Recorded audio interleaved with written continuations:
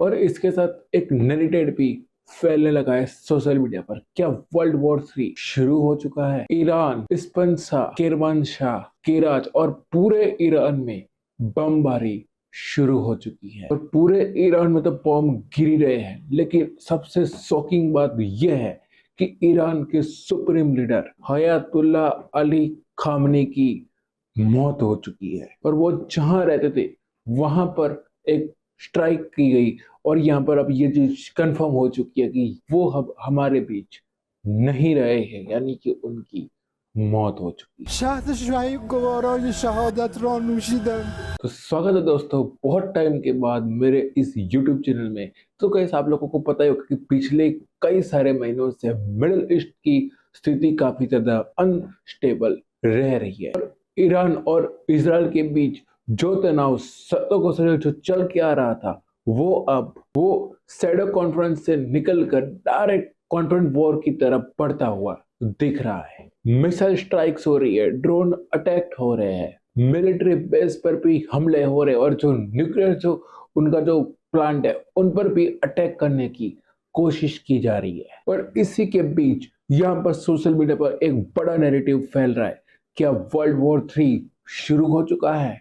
आखिर में यह सब हो क्यों रहा है? आइए जानते हैं आज की इस वीडियो में पूरी डिटेल के साथ। अमेरिका और इजराइल ने मिलकर यहाँ पर ईरान पर फुल मिलिट्री डिफेंस अटैक शुरू कर दिया है और यहाँ पर जो ये ऑपरेशन हो रहा है और इस ऑपरेशन का नाम दिया गया है वो है ऑपरेशन एपिक फ्यूरी। और यहाँ पर जो ये ऑपरेशन हो रहे हैं, जो ये स्ट्राइक्स हो रही है, वो एक दिन की नहीं है। यहाँ पर जो यूएस ऑफिशियल्स है वो खुद यहाँ पर ये कह रहे हैं कि ये कई दिनों तक चल सकता है या फिर ये कई महीनों तक भी ये चल सकता है। We're going to destroy their missiles and raise their missile industry to the ground. It will be totally again obliterated. Iran के काफी सारे हिस्सों में बॉम्ब गिर रहे हैं, मिसाइल गिर रहे हैं, ड्रोन अटैक्स हो रहे हैं और सबसे चौंकाने वाली बात तो ये है कि ईरान के सबसे सुप्रीम लीडर खामेनी के हयातुल्ला अली खामेनी की कंपाउंड प्रवेश स्ट्राइक हुई और यहाँ पर ये कंफर्म हो चुका है कि यहाँ पर अब वो हमारे बीच में नहीं रहे हैं और ये चीज ईरानियन टीवी ने खुद कंफर्म कर।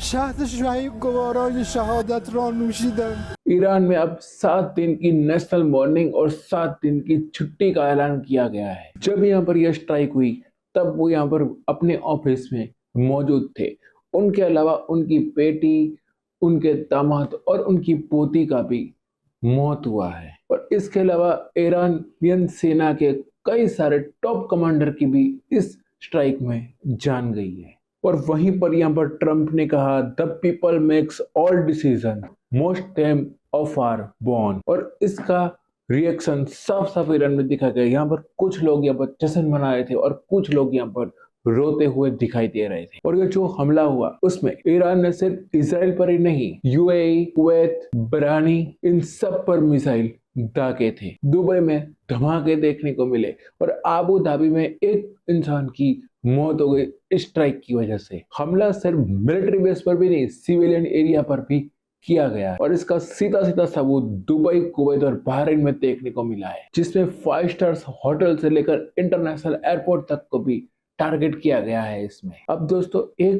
सिर्फ एक बार आप इमेजिन करिए, इन गल्फ कंट्रीज में 1 करोड़ से भी ज्यादा हमारे भारतीय रहते हैं। जहां जहां ये मिसाइल गिर रही है वहां पर आपके रिश्तेदार है, दोस्त है और लाखों इंडियंस यहाँ पर फंसे हुए हैं और ये स्ट्राइक फुल इम्पैक्ट स्ट्राइक में बदल गई, यानी ये फुल इम्पैक्ट स्ट्राइक वॉर में बदल गई तो इसका परिणाम बहुत ज्यादा खतरनाक होगा। इंडिया अपना 50% से ज्यादा crude oil state of hormones से इंपोर्ट करता है। अभी के टाइम में इंडिया 26 लाख से ज्यादा का क्रूड ऑयल यहाँ पर इंपोर्ट करता है इन गल्फ कंट्रीज से। अगर ईरान ने हॉर्मोज को बंद कर दिया तो इंडिया के लिए यहाँ पर जो तेल की जो सप्लाई होती है, ऑयल की सप्लाई होती है, वो यहाँ पर रुक सकती है। अब गाइस यहाँ पर इसे इत्तेफाक कहे या फिर एक परफेक्ट टाइमिंग, यहाँ पर पीएम मोदी, नरेंद्र मोदी सिर्फ 2 ही दिन हुए हैं इजराइल से लौटे हुए। इससे पहले नरेंद्र मोदी खुद इजराइल गए थे, नेतन्याहू से मिल रहे थे,